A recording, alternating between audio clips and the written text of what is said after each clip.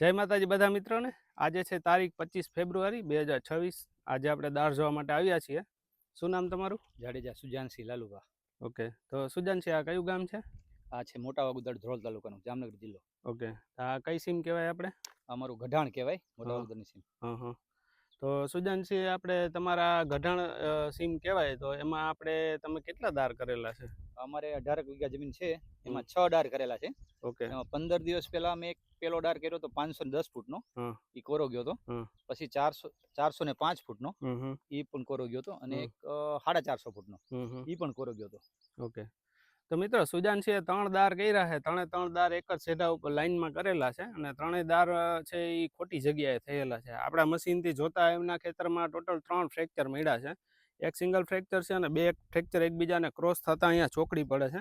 આપણે આ જગ્યા ઉપર રિપોર્ટ કાઢ્યો છે, તો રિપોર્ટના આધારે ચોકડી ઉપરનો જ પોઈન્ટ આવ્યો છે એમને। એ 5 નંબરના પોઈન્ટ ઉપર સુજાનસિંહને મેક્સિમમ 850 ફૂટ સુધી દાર કરવાનો રહેશે।